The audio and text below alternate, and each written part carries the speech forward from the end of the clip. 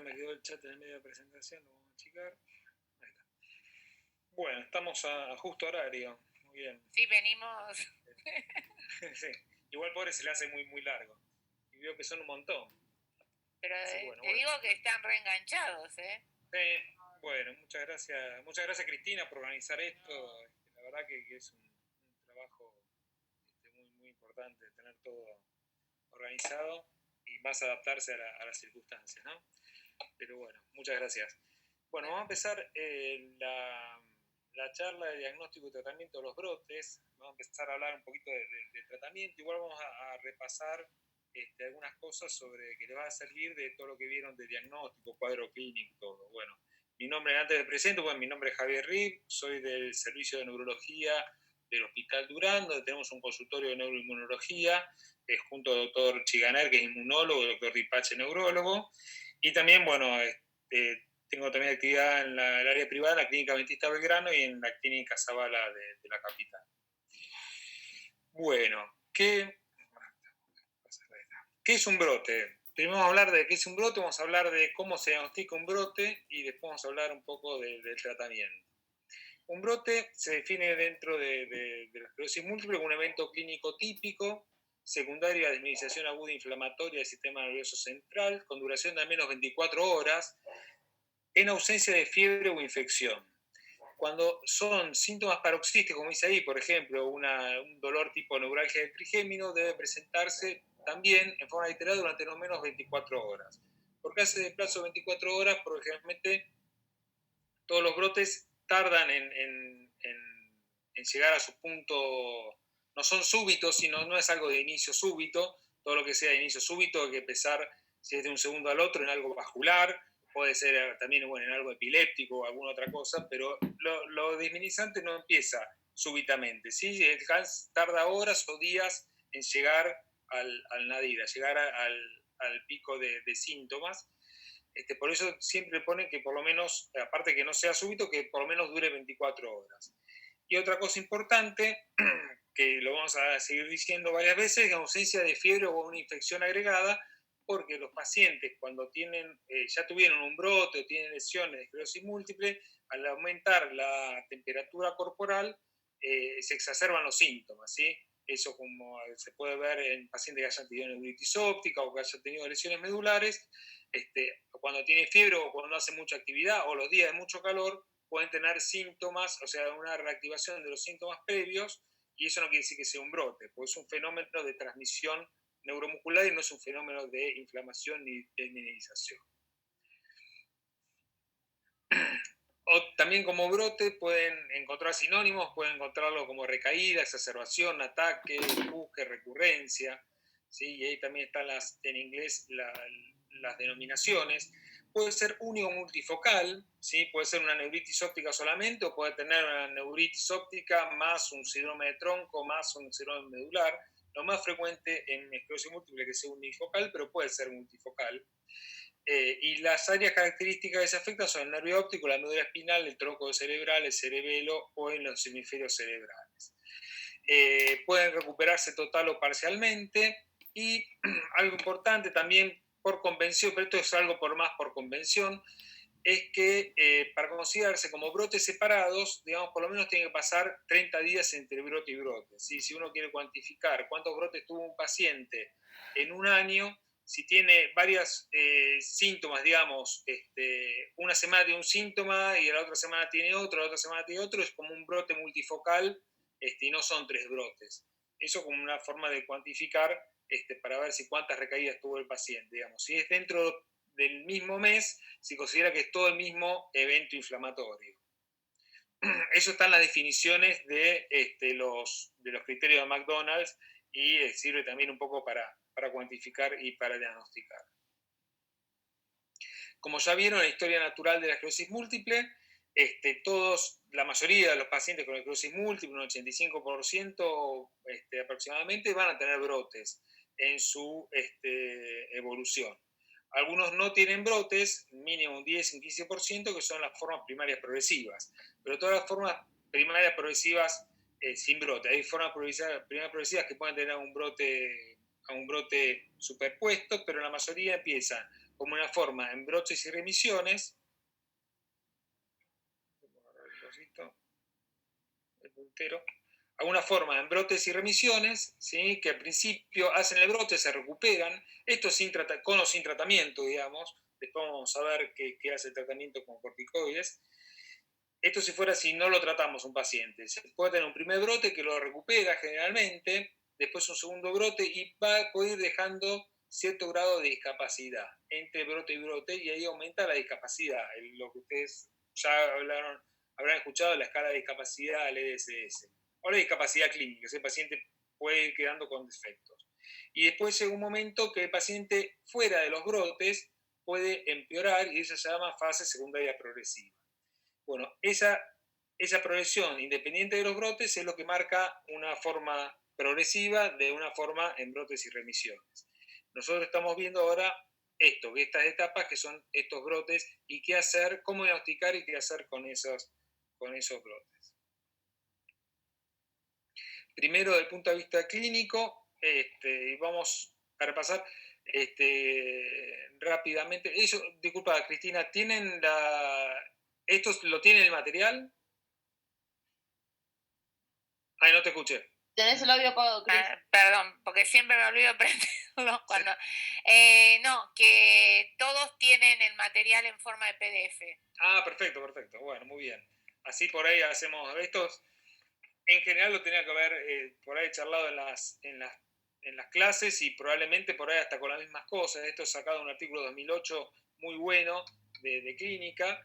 De clínica y de diagnóstico diferencial de esclerosis múltiple, y es algo que hay que tener siempre en la cabeza y por eso lo puse, que es lo que cuando hablamos de típico y atípico con respecto a esclerosis múltiple, ¿sí? Cuando se habla. Entonces, por ejemplo, un paciente que tiene una neuritis óptica unilateral, con dolor de movimiento ocular, que presenta visión borrosa y parcialmente visión borrosa parcial, y principalmente central, no de todo, no una amaurosis total, y que tiene la papila normal o leve edema de papila y también la alteración de la visión de los colores, eso es la típica neuritis óptica que corresponde a esclerosis múltiple. Es menos común, pero no la descarta, que sea bilateral, por ejemplo, o que llegue a tener edema de papila un poco más importante y que tenga un grado de uveitis posterior. Pero es totalmente atípico y prácticamente descarta esclerosis múltiple. Hay que empezar diagnósticos diferenciales como recién tuvieron en la clase, cuando hay, por ejemplo, pérdida de visión persistente y completa, cuando en el fondo de ojo hay una cosa que se llama neuroretinitis, que es edema macular, edema de papila con estrella macular, eso habla de algo infeccioso, por ejemplo, o tiene una uveitis severa, pensar en otras patologías como sarcoidosis o algunas otras vasculitis. Entonces, esto es importante para hacer el diagnóstico por ejemplo, en el cuadro, en el brote inicial, ¿sí? Que todavía por ahí no tenemos diagnóstico claro de esclerosis múltiple en el paciente. Esto, por ejemplo, en el caso de neuritis óptica. En el caso de afectación del tronco del encéfalo también tenés cuadros típicos, menos comunes y atípicos, ¿sí? Esto lo podemos pasar y lo pueden leer después del PDF. En la afección de la médula espinal lo mismo, y ese para hacer diagnóstico puede diferenciar, por ejemplo, en un cuadro, aunque no es 100% específico, pero un cuadro inicial de una mielitis, si vemos que tiene una mielitis transversa completa, es muy poco probable que sea múltiple, es más probable que sea, por ejemplo, una NMO, y si tiene, por ejemplo, una neuritis, una mielitis que fue de inicio agudo y que tiene respeta la columna posterior, eso muy probablemente sea una mielitis isquémica y no un brote de esclerosis múltiple. ¿Sí? Lo típico de esclerosis múltiple es que sea parcial, que puede tener el síntoma de Lermit o signo de Lermit, que sea un trastorno sensitivo de la mano con adormecimiento del miembro superior aislado, que tenga trastorno urinario, y en el caso de los cuadros cuando hay trastorno motor, generalmente es asimétrico, si no es completo, ¿sí? Una paraplegia hepática, pero asimétrica. Y también en el caso de afección de los hemisferios cerebrales, puede llegar a un deterioro cognitivo, puede dar una hemiparesia, aunque es relativamente menos frecuente, pero es muy raro que todo un cuadro de encefalopatía, un brote con encefalopatía es bastante raro y hay que buscar otras causas como encefalitis, como ADEM, como dijo Laura, la encefalomielitis diseminada aguda, y hasta también encefalopatía asociado a otras enfermedades autoinmunes como encefalitis autoinmunes o también el espectro de NMO y antimóvil, que van a ver también en las próximas clases. Después, otra cosa, bueno, esto viendo en los pacientes que todavía no tenemos el diagnóstico bien claro, en los pacientes que tienen una esclerosis múltiple y empieza con un síntoma, también siempre hay que tener cierto pensamiento de pensar que pueden tener alguna otra cosa, pero bueno, lo más probable es que sea obviamente un brote de la esclerosis múltiple. Si es el cuadro típico, nos quedamos tranquilos, ya sabemos que es un brote, y si es atípico, ahí a pesar que el paciente tenga el diagnóstico de esclerosis múltiple, por ahí hay que replantearse qué le está pasando ahora y cuál es el diagnóstico. Y otra cosa que, repito, es pensar en un pseudobrote. Pseudobrote es esto: si el paciente tiene una infección urinaria, por ejemplo, el paciente ya tiene algo de vejiga neurogénica, son frecuentes las infecciones urinarias, eso puede empeorar la paraparesia, puede empeorar la espasticidad y en infección urinaria no es un brote. Con lo cual hay que hacer un chequeo mínimo general del paciente que no tenga alguna infección antes de decir, bueno, es un brote y tratarlo con los corticoides a altas dosis, por ejemplo. Otra cosa importante de ver de los brotes es la severidad. Cuando decimos un brote es leve, cuando es moderado y cuando es severo. Esto nos va a servir también para plantear el tratamiento futuro. Con un paciente que está en tratamiento y que tiene un brote, es signo de falla de tratamiento, ¿sí? Si es un solo brote, leve, aislado, por ahí es una bandera amarilla, pero si es un brote severo, ya tenemos que cambiarle el tratamiento de base, que van a ver en las próximas charlas también cómo se hace eso. Así que es importante plantear cuándo se dice que es un brote leve, moderado y severo, y también para el tratamiento, porque vamos a ver ahora que los brotes que son leves pueden no tratarse con corticoides o con plasmaféresis, con lo que necesitemos tratarlo, podemos no tratarlo y ver la evolución. Se dice leve cuando tiene leve o nula afectación de las actividades de la vida diaria, cuando solo está afectado un sistema funcional, ¿sí? Quiere decir, o sea, es sensitivo o es visual, y generalmente no motor, digamos, ni tronco ni cerebelo, o una mínima alteración motora de tronco cerebroso. O sea, un brote leve es, por ejemplo, unas parestesias en una mano que no le produzca gran alteración, unas parestesias en la región del abdomen y un miembro inferior, por ejemplo, que no le molesta, que le llama la atención, pero que no le molesta, no interfiere en la vida diaria, eso es un brote leve. Si hay más de un sistema funcional, si hay moderada afectación de la actividad de la vida diaria y el compromiso moderado, ya es moderado, y si es severo de estos, o más de un sistema funcional o el compromiso severo, ya hablamos de severo. Los brotes moderados a severos, en principio hay que tratarlos, ¿sí? Pero los leves no requieren un tratamiento específico, sí control. ¿Cómo hacemos el diagnóstico? Entonces, repasando, tiene que ser el cuadro clínico compatible, o sea, bastante típico de esclerosis múltiple, de 24 horas de duración generalmente, salvo que sea una cosa muy severa, bueno, uno por ahí, pero si es, por ejemplo, no sé, nos llama un paciente que dice que siente entumecimiento un poco de la mano, bueno, podemos decir, bueno, si mañana le sigue, me viene a ver, por ahí es algo transitorio y es otra cosa y no es un brote múltiple. Evaluar causas de pseudobrote siempre, y estudio de imágenes no es imprescindible, digamos. Si el paciente tiene un cuadro clínico típico, uno sabe que tiene el brote, pero también es útil hacer la resonancia para ver si tienen nuevas lesiones en general. Si hay un brote, hay una nueva lesión. Digamos, hay una nueva lesión desminimizante y que generalmente tiene que captar contraste. Pero a veces no es tan fácil, las resonancias no son por ahí de muy buena técnica y a veces no encontramos claramente una lesión que capte contraste y el paciente tiene típico un brote. ¿Eso descarta el brote? No lo descarta.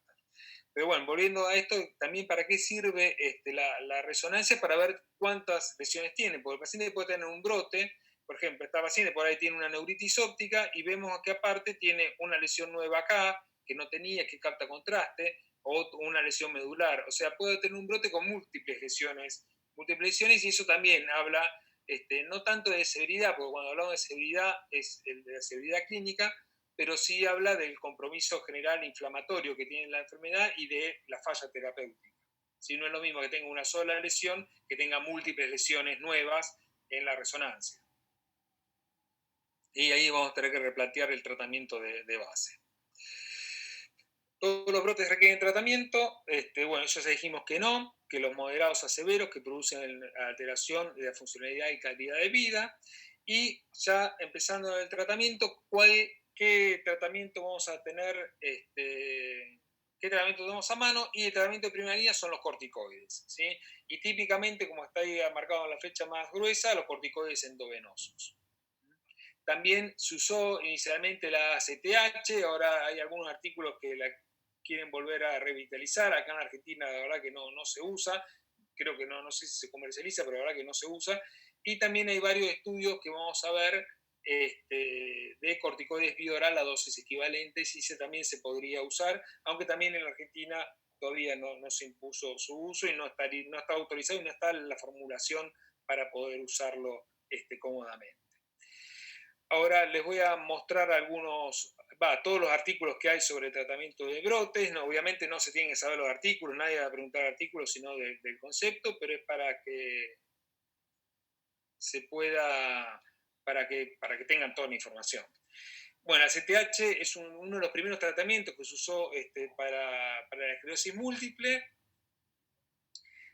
Fue el primer tratamiento aprobado ahí en 1978 para esclerosis múltiple, y se usa intramuscular, y lo que hacen produce aumento de los esteroides de la suprarrenal, y también tiene per se un efecto antiinflamatorio e inmunomodulador directo.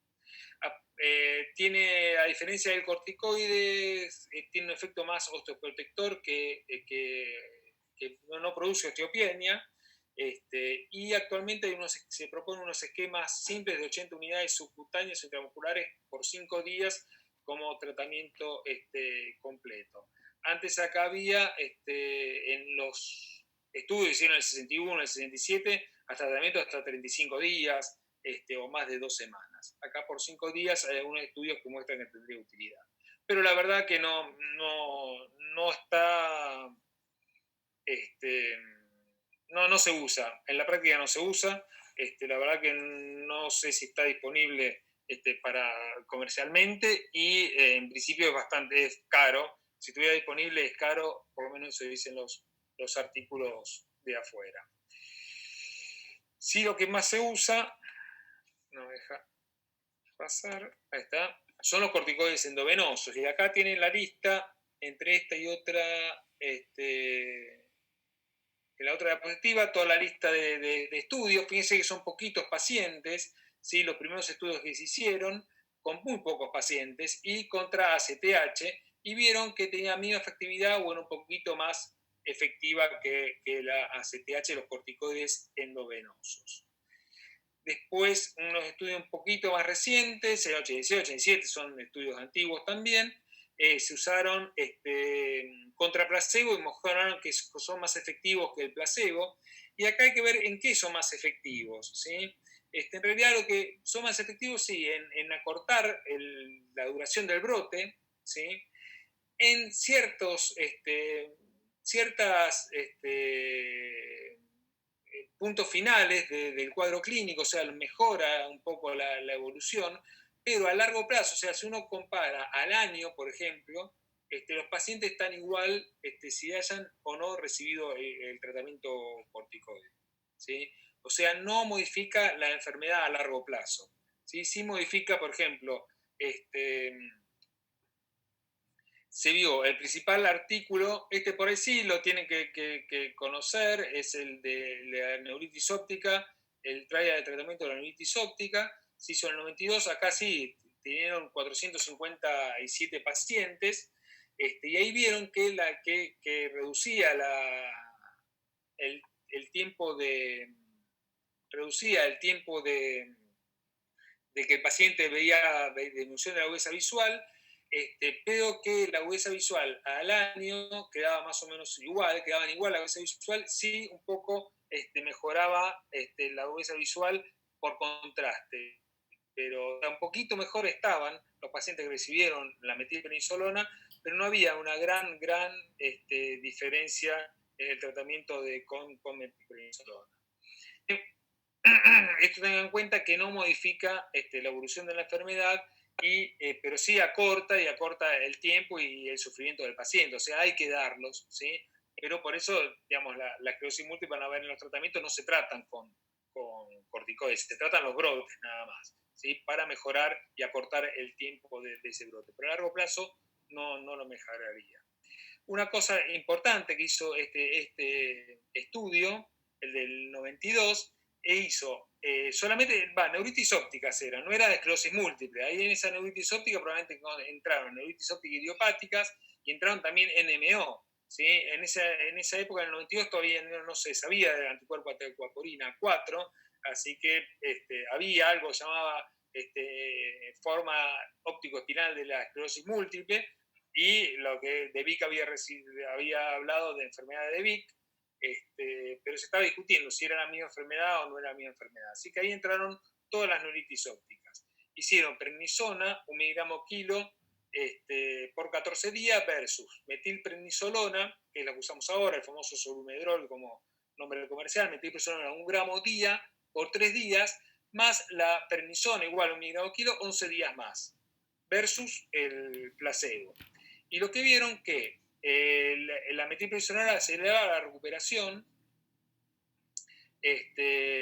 más que la prednisolona y más que el placebo, y algo que todavía no se sabe bien por qué pasó, pero los pacientes que recibieron la prednisona vía oral tuvieron más riesgo de recurrencia de la neuritis óptica.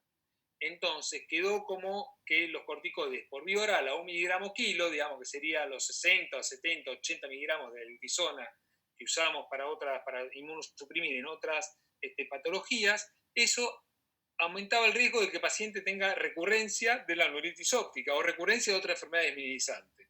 Así que quedó medio vedado el uso del corticoide vía oral a esa dosis, ¿sí? Así que se impuso el uso de la metilprednisolona 1 gramo día por 3 días o 3 a 5 días, como vamos a ver más adelante.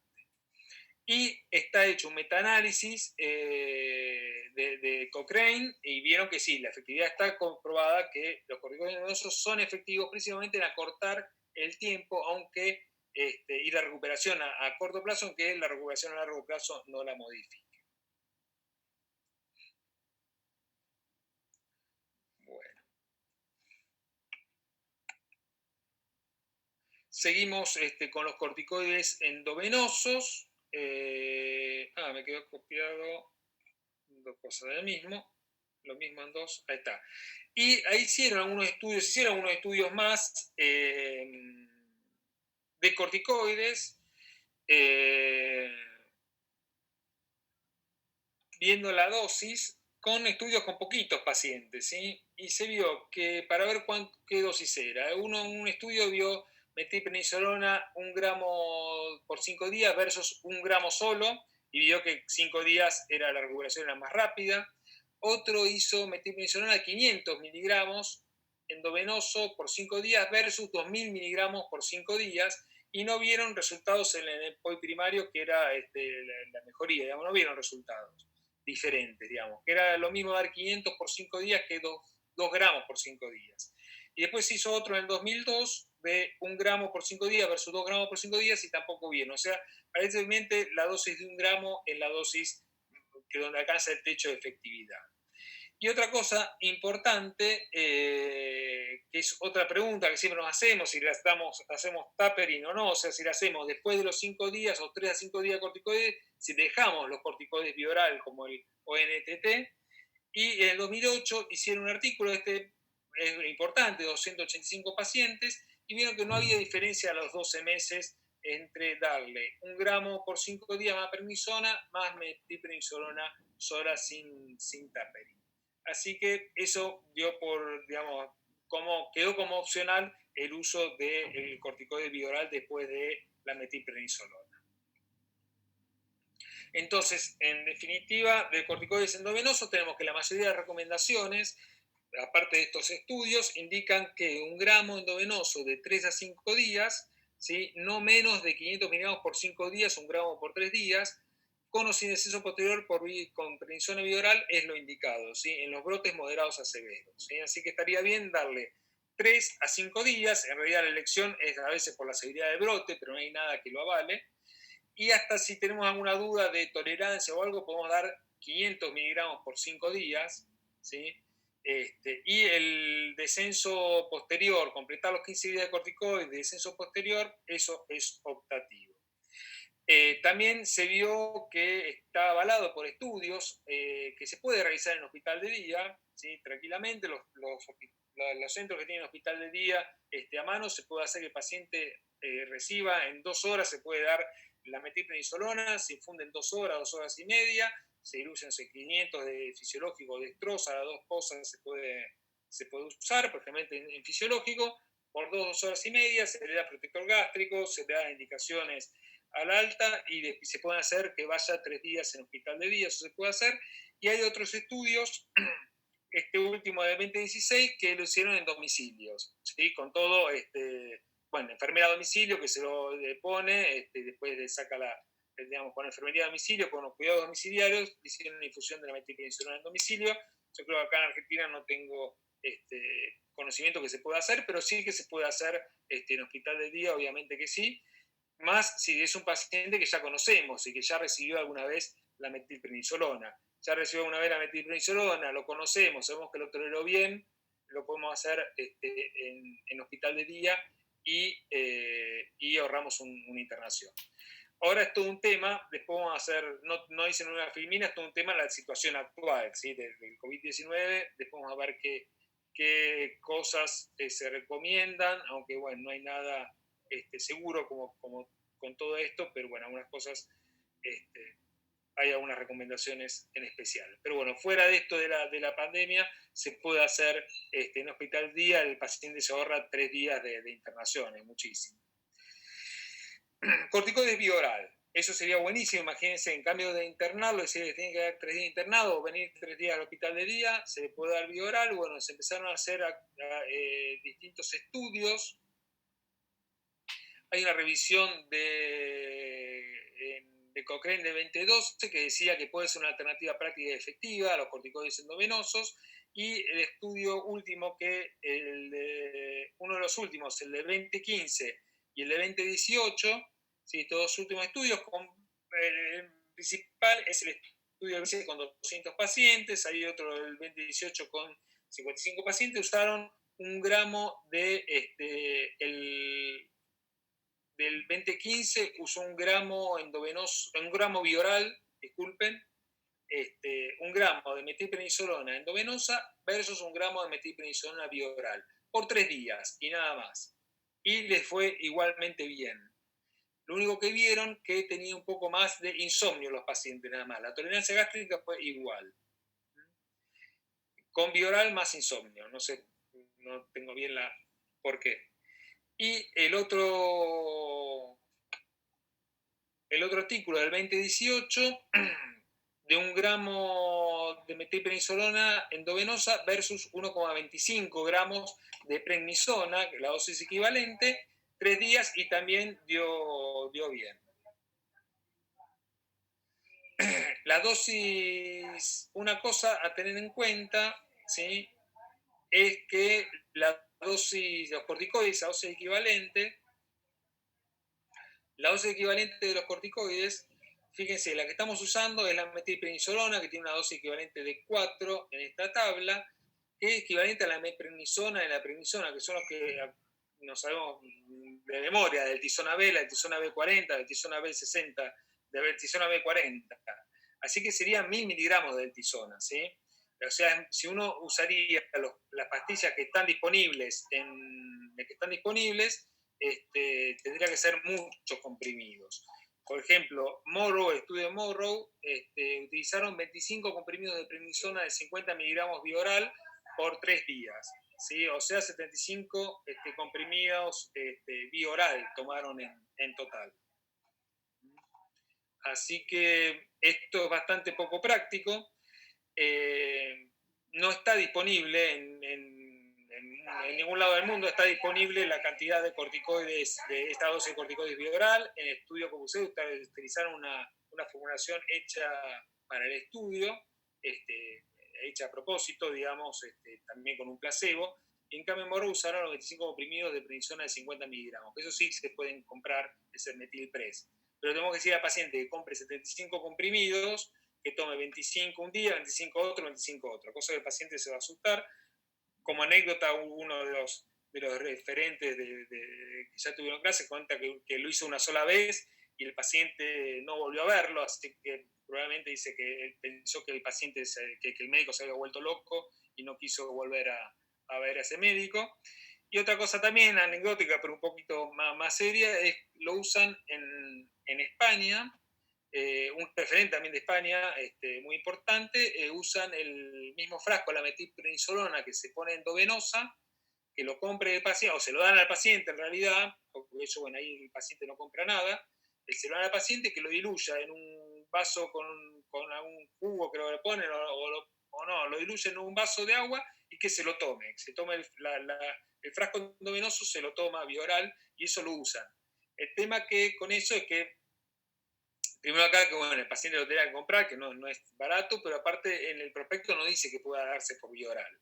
Así bueno, en principio sí se podría dar, pero no sería la recomendación, porque le puede pasar cualquier cosa al paciente que no esté por ahí relacionado y estamos haciendo algo que no está aprobado, digamos, el metilprednisolona, el tracquito endovenoso es para administración endovenosa, no para administración vía oral, pero bueno, ahí en algún lugar de España lo hacen sin ninguna complicación, digamos, así que le va muy bien. Bueno, entonces son dosis muy elevadas de corticoides y la verdad que se podría usar el corticoide vía oral, pero no tenemos la formulación para poder indicarlo fácilmente. Bueno, terminando con corticoides, efectos colaterales, bueno, acuérdense que puede dar pirosis, epigastalgia, náusea, diarrea, gusto metálico, aunque sea endovenoso, puede dar gusto metálico. Cefalea, fatiga, ansiedad, euforia, depresión, insomnio, puede dar psicosis por corticoides, eso lo hemos visto pocas veces, pero existe.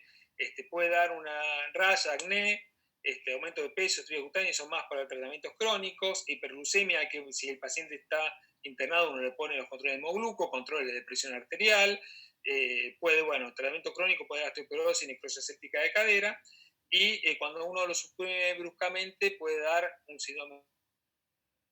En pacientes con múltiples, se hicieron que si la administración de corticoides es menos de 14 días, no hay problema de supresión de la suprarrenal.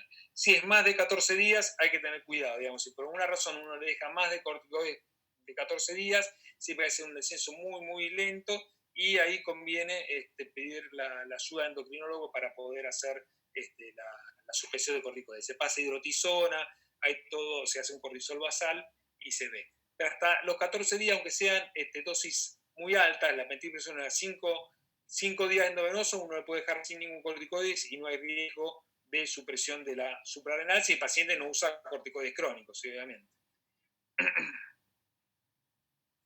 Ahora bien, la mayoría de los pacientes mejoran, acortan los síntomas, mejoran los síntomas. Hay una minoría que no mejora, entonces, ¿qué hacer si falla el tratamiento? Más en los pacientes que tienen síntomas severos. Bueno, se probó tratamiento con inmunoglobulinas y no hubo efecto. ¿Sí? Acá la inmunoglobulina no es como en Guillain-Barré, digamos que estamos entre inmunoglobulinas, plasmaféresis ser igual, no. Acá la inmunoglobulina no sirve. Algunas recomendaciones dicen incluir un pulso corticoide a mayor dosis, o a la semana o 15 días en un nuevo pulso o ACTH, pero no hay una evidencia científica que avale esa conducta. Y la evidencia científica lo que más avala es cuando hay un brote severo que no respondió a corticoides, es hacer plasmaféresis. ¿Sí? Generalmente se hace de 5 sesiones día por mes, ¿sí? De 4 a 6 sesiones, ¿sí? Día por medio de plasmaféresis. Y eso lo y las personas grandes muy inflamatorias podría incluir, pero son casos anecdóticos, ciclofosfamida y también rituximab como tratamiento. Bueno, acá están los artículos de plasmaféresis, todos los estudios que se hicieron. Muchos usan eventos desminimizantes y respuesta a corticoides, que ahí mezclan también esclerosis múltiple con NMO, con neurominitis óptica, y un último estudio del 2015, que fue retrospectivo. Se hicieron el estudio inicial, se hicieron a doble ciego, o sea, le hacían plasmaféresis de mentira a los pacientes, o sea, bastante cruel, pero en los estudios, tu último estudio se hizo, no era doble ciego, se hizo retrospectivo, y incluyeron los pacientes que no tenían y veían que les iba mejor luego de la plasmaféresis. El inicio, algunos puntos, unos tips sobre la plasmaféresis, que el inicio temprano del tratamiento en menos de los 15 días es predictor de buena respuesta. Sin embargo, se ha encontrado mejoría hasta pasadas las 8 semanas, o sea, mucho después. O sea, si el paciente, en principio, ¿cuánto le tiene que dar al tratamiento corticoide? Por ahí, en el caso de esclerosis múltiple, verlo a la semana, verlo a las 2 semanas, o verlo a la semana, si no mejor empezar a pensar de hacer el plasmaféresis. Y no esperar tampoco mucho, digamos, una semana estaría bien, pero igualmente, hasta pasado las 8 semanas, hasta antes de las 8 semanas, puede tener efecto la plasmaféresis. En una serie se encontró que la respuesta se asocia al patrón anatomopatológico tipo 2, que es sugerente de lesión por anticuerpos, activación de complemento. Eso es obvio, sí, está bien, pero eso no lo tenemos, no hacemos biopsia a la lesión de los pacientes en general, si es algo para diagnósticos diferenciales en casos muy difíciles de resolución. Efectos laterales tiene, sí, obviamente la plasmaféresis, puede haber trastorno hemodinámico, puede haber riesgo de infección endovascular, relacionado a los accesos venosos, etc. No es algo incruento. Pero bueno, ahora se pueden hacer, a veces hasta se hacen por vías de miembro superior y no vías centrales, o sea, accesos venosos menos cruentos. Pero bueno, es esto un tema aparte, y bueno, y tiene que haber un centro especializado. Por suerte, bueno, en nuestro hospital, en el Hospital Durán, se hace, tenemos un buen servicio, y lo hemos usado no tanto para esclerosis múltiple, pero sí para brotes de neurominitis óptica, como vamos a ver ahora en un ratito. Y hoy se hizo un artículo publicado no hace tanto, en 2017, que vieron los pacientes que tuvieron una recaída con corticoides, que falló la respuesta a corticoides, que tuvieron que hacer plasmaféresis, sí tenían una posterior recaída, o sea, una próxima recaída, ¿qué les pasaba? Y vieron que tratado con corticoides en esa segunda recaída les iba bien también. O sea, el antecedente de falla de respuesta a corticoides, una recaída anterior, como dice acá, no indica que no haya respuesta en un segundo brote. O sea, nosotros, ejemplo, tenemos un paciente que tiene un brote severo, le tuvimos que tratar a corticoides, no mejoró, necesitó plasmaféresis, después, no sé, a los 6 meses, un año, hace un nuevo brote, es igual inicialmente que tratarlo con corticoides.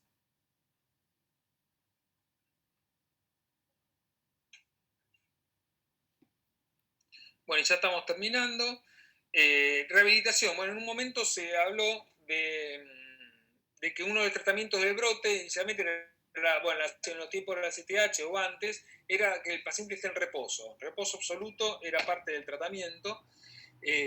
Así que eso no está probado que descansar los mejores. ¿Sí? Si tiene que descansar mientras recibe corticoides o empezar rehabilitación ya, eso no se sabe. Sí se sabe que la rehabilitación después de recibir los corticoides tiene que empezarla. Hay un trabajo hecho en 2003 donde hicieron un ensayo aleatorio, pero no ciego, donde pusieron corticoides endovenosos y tratamiento inicial y tratamiento habitual. Iban también a kinesiología versus un tratamiento con corticoides y de minuto cero que tengan un fisioterapeuta, un terapeuta ocupacional y otras modalidades de rehabilitación, y los que le hicieron la terapia multidisciplinaria estuvieron mejor que con corticoides solo.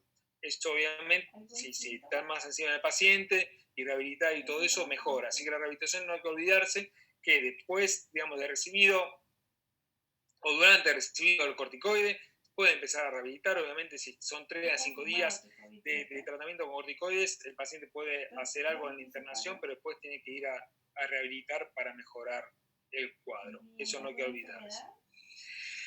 Y acá hablamos dos palabritas, pues van a tener también la charla de tratamiento de los brotes de neuromielitis óptica. ¿Por qué lo aclaré?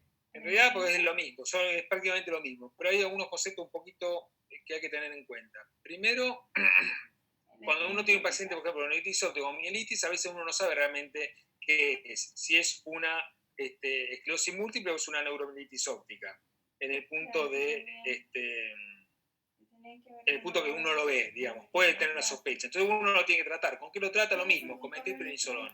Pero si uno está sospechando que está enfrente de una NMO o ya lo tiene el diagnóstico, lo que hay que hacer es generalmente uno hace 5 días de metilprednisolona endovenosa y le queda el corticoide oral y por varias semanas. Que después vamos a tener que dar un tratamiento de inmunosupresor inicial, que puede ser con acetopina, micofenolato, rituximab. Y se mantiene el corticoide generalmente por varios meses hasta que ese tratamiento haga efecto. Así que es un poco distinto.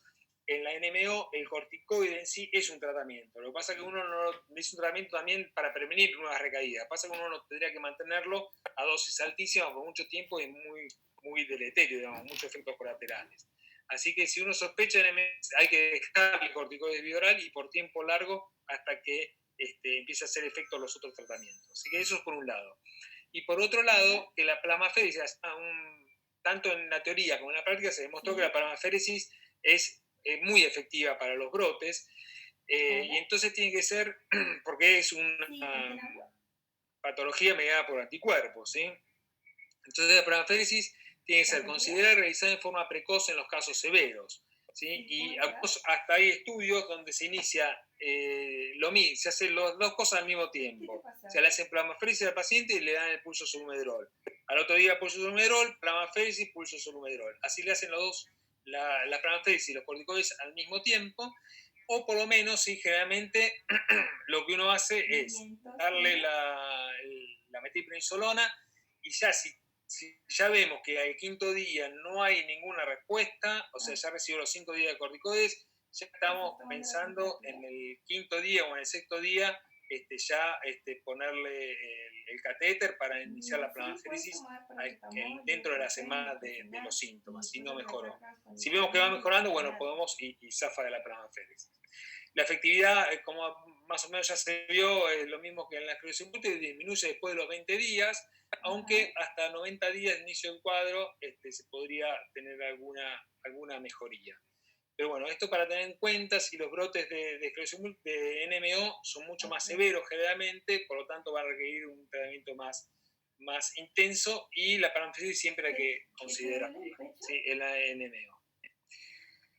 Bueno, entonces como conclusiones, siempre en el diagnóstico de un paciente ya tenemos el diagnóstico de múltiple, evaluar la posibilidad de pseudobrotes y hacer un mini chequeo, un laboratorio de rutina, un seguimiento binario, ver, bueno, tomar los signos vitales, etc. Tratar las recaídas moderadas severas que produzcan alteración significativa de funcionalidad y calidad de vida, o sea, los brotes leves no hay por qué tratarlos, hay que controlarlos y generalmente revierten.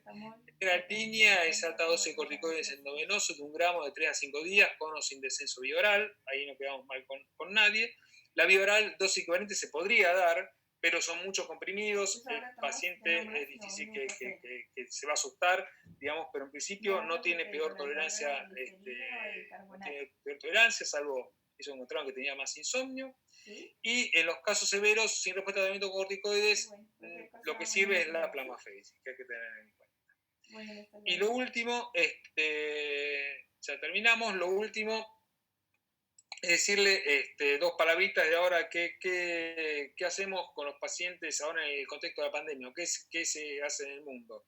Uno, lo que dicen, una recomendación es tener la vara un poquito más alta de a quién tratar y quién no un brote. Por ejemplo, que hicimos brote leve, para poner un brote leve a moderado, no lo tratamos, digamos, ¿sí? O sea, tratar menos los brotes, digamos. ¿Y por qué requiere? Una internación, requiere dar corticoides endovenosos, o sea, ser un poquito menos intenso en el tratamiento de los brotes. Otra cosa, un grupo de Madrid lo que propone, ellos tuvieron muchos casos, es hacerle antes del pulso de solumedrol, hacer una PCR para COVID, y verificar que el paciente no tenga la PCR positiva. Si la PCR es negativa, ahí se le podría dar el solumedrol. Acá eso no está avalado ni sugerido por ningún especialista, en principio, así que bueno, eso es algo para ver en cada caso particular. Por ahí hacer la consulta con el infectólogo del centro donde uno está, a ver qué hacer, pero bueno, si el paciente tiene un brote de moderado a severo, va a haber que tratarlo igual. Y otra cosa que hacían también en España es procurar, sí, en cambio de darle endovenoso, que requiere ir a un centro donde hay otros pacientes que pueden estar infectados con COVID y una enfermera y todo, darle vía oral. ¿Sí? Eso, bueno, con las salvedades, ellos usan, le vuelvo a repetir, el frasquito que se lo toma el paciente, con la salvedad que acá no tenemos esa administración. Así que todavía no hay un consenso bien claro qué hacer, pero en principio, el paciente que tiene el brote, si es moderado o severo, hay que darle solumedrol con todos los recuadros posibles, consultar al infectólogo a ver si le parece, si hacerle el hisopado previo antes de internación. Eso lo veo difícil acá en la Argentina y bueno, y nada más. Así que bueno, muchas gracias. Si tienen preguntas, tenemos unos minutitos. Hola Valeria, ¿cómo estás? No sé si yo puedo ver el chat. ¿Cómo te fue hoy? Ahora los miro. Ahí están empezando a preguntar por el chat. Sí. Ahí está. 2 preguntas largas. Sí, pues se va para arriba. A ver, ya está. Te pregunta, ¿tratar brote moderado severo modifica la discapacidad a largo plazo? Bueno, no, claro, ese tema no modifica la discapacidad a largo plazo, hablando de en el global de los pacientes, y hablando, sí, de 1 año, 2 años, 5 años de seguimiento, en el global de los pacientes no lo modifica. Eso es algo que a veces cuesta un poco entenderlo, pero no modifica porque no modifica la enfermedad, lo que ya le estuvieron hablando, digamos, que la esclerosis múltiple, aparte de ser una enfermedad inflamatoria, es una enfermedad degenerativa de base, y entre inflamación y degeneración hay todo un juego que no está tan claro cuál es la fisiopatología. No modifica la discapacidad a largo plazo. El tema es si tenemos un paciente que está con una paraparesia, que no puede caminar, imagínense que dejarlo sin un tratamiento que le puede acortar y eventualmente mejorar la recuperación, lo tenemos que hacer, ¿sí? O un paciente tiene una neuritis óptica severa que no ve ese ojo y hay que tratarlo, ¿sí? Por ejemplo, principalmente la neuritis óptica, cuando hacen el ONTT, cuando lo hacen al año, la agudeza visual global es parecida al que se trató y al que no se trató, pero hay cierta diferencia en la discriminación visual, en la discriminación de los colores. Así que tratamientos moderados severos hay que tratarlos por una cuestión de que el paciente, digamos, acortar, que esté sin poder caminar normalmente 1 semana, 10 días, que esté 4 meses, es bastante distinto. Así que hay que tratar. Pero a largo plazo no lo modifica. Hay otra pregunta que dice, ¿la neuritis óptica como presentación de brote se la considera como moderada o severa? ¿Le doy tratamiento con corticoides y si es que tengo que modificar el tratamiento, lo modifico? Claro, sí. Sí, no, la neuritis óptica es, según, si es una neuritis óptica con una leve disminución de la agudeza visual, es leve. Sí, es según el grado de disminución de la agudeza visual. Si es leve la disminución de la agudeza visual, y no tiene edema en papila y se podría no tratar y controlar. En la práctica, la neuritis óptica se la trata a todas, sí, realmente se la trata a todas. Y es un brote, sí, es un brote. Si estaba con medicación en el plazo, digamos, si ya pasó el tiempo de latencia terapéutica que tiene la medicación, el tratamiento modificador de la enfermedad. Eso son las van a ver en las próximas clases. ¿Sí? Digamos, por ejemplo, el interferón, dentro de los 6 meses de inicio de interferón o el de acetato de glatilamer, uno tiene 3 a 6 meses que no tiene que tener en cuenta porque todavía el organismo no está haciendo el efecto total. Pero si después de 6 meses de tratamiento de interferón uno hace una neuritis óptica y si es leve, bueno, es un brote leve, mueve la agujita en amarillo. Si es severa, mueve ya la agujita en rojo, y Ah, si bueno, tiene sí. aparte en la Pero resonancia, bueno, aparte de la naritis óptica, tiene más lesiones, igual bueno, sí, importante es que no hay te que aguantes cambiar mucho ese el dolor, tratamiento. porque Es un puede brote, sí, es pasar un brote como por cualquier otro, infección urinaria y van a tener pero que en hacer principio las tratamiento, naritis hacer ópticas que son cosas leves, raras con porque disminución su... leve de la agudeza visual, se podría Bueno, Adriana, controlar con agudezas un visuales placer. seriadas. En la práctica la naritis óptica la tratamos a No, no todos. te preocupes, Sí, a es toda como... naritis óptica la tratamos. Hasta luego. Gracias, muchas gracias. ¿Qué tuvieron si un brote es leve o moderado? Para que se trataron. No, yo creo que ya lo contestaste. Ah, listo. Sí, no, claro, no, está bien. Y sí, no, leve es cuando, es decir, eso, si afecta poco, si no afecta, leve que no afecte la, la actividad de la vida diaria, eso es un brote leve. Y principalmente si es sensitivo, ¿sí? Y no motor. Digamos, si es motor, ya aunque sea, o muy leve motor, si es motor, ya se considera moderado. Y leve generalmente es sensitivo, un brote sensitivo que no modifica. Después acá hay unas... Sí, lo estoy diciendo. Bueno, esto dentro de también lo mismo, dentro de las 7 a 15, 1 o 2 semanas. Sí, 1 o 2 semanas. Digamos, por eso, no hay que verlo, lo que dicen las terapias, y eso es un poco, digamos, por suerte, bueno, no tenemos, es una patología complicada, pero no tenemos que seguir corriendo, porque lo que dice las recomendaciones de todos lados es que dentro de la semana el paciente tiene que ser visto, digamos, dentro de la semana, digamos, su paciente tiene un síntoma. Generalmente los pacientes con múltiples tienen contacto directo con el médico que lo trata. Si tienen un síntoma, uno le dice, bueno, si mañana, bueno, me llama, bueno, si mañana sigue lo mismo, bueno, avísame y venime a ver, venime a ver, no sé, por ahí que estoy curso el viernes, bueno, venime a ver el viernes y vemos, o venime a ver mañana. Hay un tiempo, hasta las semanas, se podría, semana, 15 días, si el paciente tardó en contestar, pero el paciente lo tenemos que ver y revisar dentro de los 4 o 5 días, cuanto antes un poco mejor, pero hasta la semana, 15 días se puede tratar y tener efectividad. Y la otra pregunta dice, ¿los pulsos corticoides negativizan las bandas? No, en principio no la negativizan, el tratamiento modificador de la enfermedad tampoco la negativizan.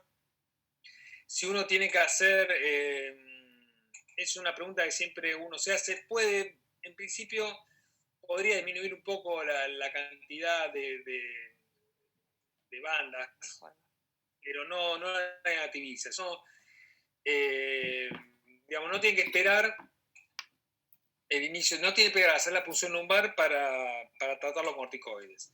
Si uno tiene, no sé, si le pasa, digamos, por ejemplo, no sé, tiene un ingreso paciente de una naritis óptica el sábado a la mañana y uno sabe que las bandas oligoclonales solo la aceptan con punción en fresco el lunes. ¿Qué mejor? Punzarlo, esperar al lunes, darle corticoides, punzarlo y dejar el líquido en la heladera, o empezar los corticoides el sábado y el lunes punzarlo y entrarlo en fresco en el laboratorio, y esa es la última opción. O sea, no retrasar el inicio de los corticoides por la punción lumbar, se puede dar el pulso y después se punza, y es mejor hacer, para las bandas oligoclonales es mejor que sea analizado el líquido que llega al laboratorio de referencia en el día, y no dejarlo en la heladera o congelado en otro laboratorio que no se haga. Así que mejor hacerlo en día hábil, la banda oligoclonal, saber a dónde la van a enviar y no retrasar el inicio de los corticoides.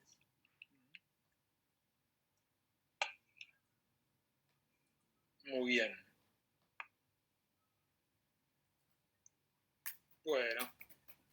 Bueno, parece que no hay más nada. Lo que tiene que, digamos, que esto sí le puede pasar a cualquier médico neurólogo que esté haciendo demanda espontánea o guardias pasivas interconsulta, o cualquier clínico que está haciendo guardia. Lo que más hay que tener cuidado con el corticoide es las causas infecciosas, obviamente. Si uno sospecha de infección, por ahí sí hay que tomarse un tiempo, descartar infección, por ahí sí sirve hacer, si uno tiene alguna sospecha de algo, por algo la punción lumbar, aparte de las bandas, sirve para un diagnóstico diferencial, o ver cómo está el hemograma, o ver cómo está el segmento urinario, poner una placa de tórax. Si uno sospecha algo infeccioso, eso sí, nos tiene que hacer retrasar el corticoide. Si el paciente tiene una diabetes, también hacerlo pensar 2 veces. Si tiene una diabetes controlada, ver bien la parte clínica, si es hipertenso severo también. O sea, esas son más las complicaciones relativas, ¿sí? Que más que eso, si punzarlo o no. Mejor por ahí esperar 24 horas y estar un poco más seguro que no hay algo infeccioso que dar los corticoides, el solumedrol. Tampoco, digamos, si tiene una neuritis óptica, puede esperar 24 o 48 horas y tratarla. Tampoco dejarla, digamos, por una neuritis óptica, que vaya al oftalmólogo, el oftalmólogo que después la deriva al neurólogo y después llega al neurólogo que se da cuenta que es una neuritis óptica a los 15 días, eso no. Pero por ahí sí, se internarla para estudiarla, y que en ese momento no le damos el solumedrol, no está mal. Esperar 12 horas, 24 horas, retraso del solumedrol no va a ser muy mal al paciente, no lo va a hacer mal al paciente. Si uno tiene duda, hay que esperar. Bueno, muchas gracias. Muchísimas gracias, A ustedes Javier. por escuchar. Las clases muy gráficas.